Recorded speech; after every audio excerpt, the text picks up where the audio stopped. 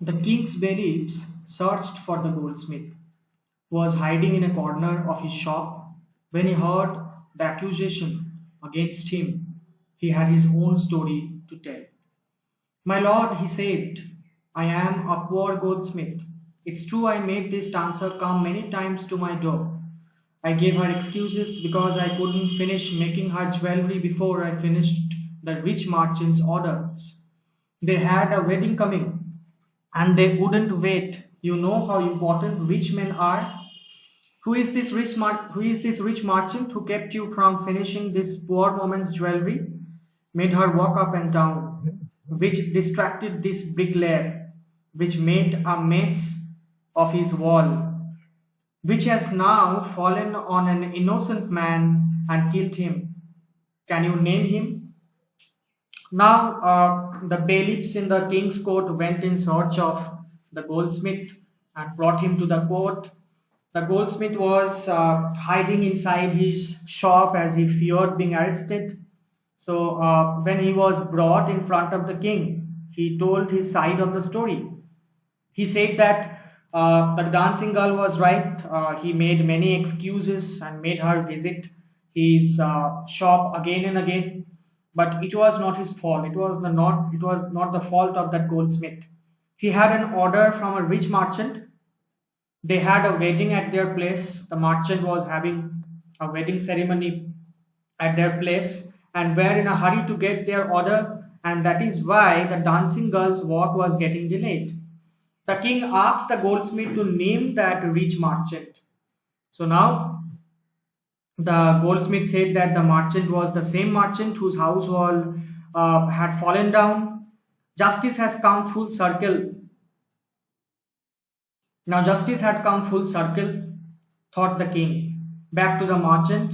When he was rudely summoned back to the court, he arrived crying. It wasn't me, but my father who ordered the jewelry. He is dead. I am innocent. But the king consulted his minister and ruled decisively. It's true your father is the true murderer. He is dead. But somebody must be punished in his place. You have inherited everything from that criminal father of yours.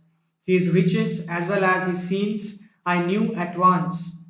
Even when I first set eyes on you, that you were at the root of this horrible crime, you must die. Now the goldsmith said that the merchant was the same merchant whose house wall had fallen down.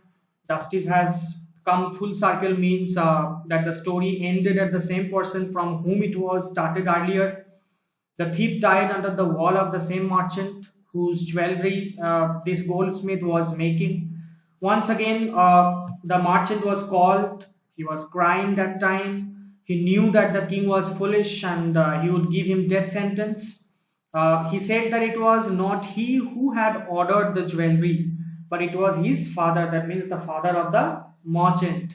His father was dead and it was none of his fault. Now the king is consulting with his minister and is giving the decision that the merchant's father is the main murderer. The thief died because of him, as the merchant's father was not alive, is no more. So someone had to be punished for the crime. So he said that the merchant's son, that means the current merchant who had inherited everything from his father, would have to take the punishment for his wrongdoing and well. So he added that when he had seen the merchant for the first time, at that moment, the king had a feeling that that merchant was the culprit. The king announced finally that now the merchant would have to die. And he ordered a new stake to be made ready for the execution. As the servants sharpened the stake and got it ready for the final impaling of the criminal, it occurred to the minister that the rich merchant was somehow too thin to be properly executed on the stake. He appealed to the king's common sense. The king too worried about it. What shall I do? He said. When suddenly it struck him that all they needed to do was to find a man fat enough to feed the stake. The servants were immediately sent all over the town looking for a man who would feed the stake, and their eyes fell on the disciple who had fattened himself for months on bananas and rice and wheat and ghee. So When the new weapon was getting ready, that means the stake in which the hanging will be done, it was getting ready. The minister felt that the merchant was very thin and he could not be executed in this way. So he told this to the king and the king got worried. The king got an idea all of a sudden, and they should catch hold of a man who was fat enough to be executed and to be fit on that stake. The merchant would not be put to death because he was too thin to be executed with a stake. So they thought of punishing another person instead of the merchant, one who was fat enough to be executed with the stake. So finally, the king sent his messenger or servants around the kingdom to look for a man who was fat enough to be executed with the stake. They found the Guru's disciple who had become very fat because of eating wheat, ghee, and other things. What have I done wrong? I am innocent. I am a sannyasi, he cried. That may be true, but it's a royal decree that we should find a man fat enough to feed the stake, they said, and carried him to the place of execution. He remembered his wise Guru's words. This is a city of fools who don't know what they will do next. While he was waiting for death, he prayed to his Guru in his heart, asking him to hear his cry wherever he was. The Guru saw everything in a vision. He had magic powers, he could see far and he could see the future, as he could see the present and the past. He arrived at once to save his disciple, who had got himself into such a scrape through love of food. As soon as he arrived, he scolded the disciple and told him something in a whisper. Then he went to the king and addressed him, O wisest of kings, who is greater, the Guru or the disciple? Of course, the Guru, no doubt about it. Why do you ask? Then put me to the stake.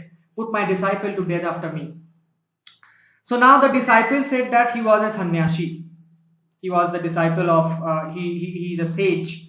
So he had not done anything wrong. He was completely innocent. Then why were the messengers of the king taking him? The king's messengers or servants said that he was innocent. Yes, he was innocent, but they were ordered to catch hold of a fat man who could be fit and executed with the stake. He was fit for it, and that is why they were taking him along. The disciple is reminded of his Guru's words. The Guru, who was a wise person, who was a wise man, had told him once that it was a city of fools and they could harm him. Anything could be done at any time, in any time. Now they are taking him along to execute him. The helpless disciple prayed to his Guru and asked him to come to his rescue. The Guru could visualize the disciple's message due to his magical powers. He could see everything, the Guru could see everything. He could see the future, the present, and the past, and the Guru could see everything in the vision. So when the Guru arrived there to save his disciple, the disciple was trapped in a different and serious situation. They were about to execute that disciple, although he had not done anything wrong. So the Guru came to rescue him from this situation. As the Guru met his disciple, he scolded him because the disciple did not obey the Guru's words and stayed back. He whispered something in his ears.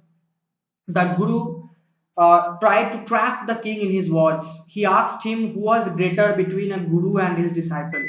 The king replied that of course the Guru was greater. The Guru said that for this reason the king must execute him before executing his disciple. When the disciple heard this, he understood and began to clamor. Me first, you brought me here first, put me to death first, not him. The Guru and the disciple now got into a fight about who should go first. The king was puzzled by this behavior. He asked the Guru, why do you want to die? We choose him because we needed a fat man for the stake. You shouldn't ask me such questions. Put me to death first, replied the Guru. Why? There is some mystery here. As a wise man, you must make me understand. Now, when the Guru is now trying to trap the king in his words, and when the disciple heard his Guru's words, he started shouting that he wanted to die first. When the Guru and his disciples started making argument that he would die first, that who would die first, the king got confused. He asked the Guru that why did he want to die. They had caught the disciple because he was fat and they wanted a fat man who could be executed with the stake. The Guru here refused to reply. He said that he wanted to die before his disciple died. The king felt that there must be some mystery behind it. The Guru wanted to die before his disciple and was so eager to die. So there must be some reason behind it. So the Guru asked the king to promise him, now, will you promise to put me to death if I tell you? Asked the Guru. The king gave him his solemn word. The Guru took him aside out of the servant's earshot and whispered to him, do you know why we want to die right now, the two of us? We have been all over the world, but we have never found a city like this or a king like you. That stake is the stake of the God of justice. It's new. It has never had a criminal on it. Whoever does on it first will be reborn and the king of this country, as the king of this country. And whoever goes next will be the future minister of this country. We are sick of our aesthetic life. It would be nice to enjoy ourselves as the king and minister for a while. Now keep your word, my lord, and put us to death. Me first, remember? So now the Guru asked the king to promise him that he would execute him first if he told him the secret behind why he wanted to be executed first. The king made the promise that he would execute him first. Then the Guru took the king aside and slowly told him, he whispered him that they had roamed around the whole world, but they had not seen a city and a king like him. And so he added that the stake which they would use to kill the disciple was the stake of justice, as it was new and it had not killed any criminal. Also, further, the Guru said that the one who would die first on this stake would be reborn as the king of the kingdom. By telling all this, he is trying to trap the king. Okay. Then the one who would die next would be reborn as the minister of the kingdom. The Guru added that he was tired of the life of a sannyasi, of a sage, and he and his disciple wanted to live a life of a king and a minister. So he says that the king execute him first, so that he is reborn as a king, and after him his disciple to be executed so that he is reborn as a minister. The king was now thrown us. The king was now thrown into deep thought. He didn't want to lose the kingdom to someone else in the next round of life. He needed time, so he ordered the execution postponed to the next day and talked in secret with the minister. It's not right for us to give over the kingdom to others in the next life. Let's go on the stake ourselves and we will be reborn as king and minister again. Holy men do not tell lies, he said, and the minister agreed. So he told the executioners, we will send the criminals tonight. When the first man comes to you, put him to death first, then do the same to the second man. Those are my orders, don't make any mistake. That night, the king and his minister were secretly to the prison, released the Guru and the disciple, disguised themselves as the two, and as arranged beforehand with loyal servants, were taken to the stake and promptly executed. So after listening to the Guru, the foolish king was in deep thought. He was totally confused. He did not want that in the next life, after reborn, his kingdom be snatched away from him. He discussed the matter with his minister also. The king told his minister that he did not want that in the next line his kingdom be taken away. He added that the person was a holy man and holy men did not speak lies. He says that they should die first so that they are reborn as king and minister of the kingdom. So the king told his executioners that he would send the criminals at night. Firstly, they should execute the person who came first and then execute the second person. They should be careful and not make any mistake. So at night, the king and his minister went to the prison where the Guru and his disciple were kept. They wore the clothes of the guru and his disciple so that they resembled them. And as it was told to the servants, they came and looked them along and put them into the stake for execution. So finally, in this way, with the intelligence of the guru he was able to execute the foolish king and his foolish minister also. When the bodies were taken down to be thrown to crows and vultures, for the people panicked. The people panicked. They saw before them the dead bodies of the king and the minister. The city was in confusion. At night they mourned and discussed the future of the kingdom. Some people suddenly thought of the guru and the disciple and caught up with them as they were preparing to leave town unnoticed. We people need a king and a minister, said someone. Others agreed. They begged the guru and the disciple to be their king and their minister. It didn't take many arguments to persuade the disciple, but it took longer to persuade the guru. They finally agreed to rule the kingdom of the foolish king and the silly minister on the condition that they could change all the old laws. From then on, the night would again be night and day would again be day, and you could get nothing for a dudu. It became like any other place. So when the dead bodies of the king and the minister were taken away after hanging them, and it was to be thrown, the dead bodies were to be thrown, the people became panic stricken and trembled to see that the dead bodies of their king and the minister. So everyone was trembling, everyone was shocked that time, because the dead bodies were not of the guru and his disciple. Instead, they were dead bodies of the king and the minister.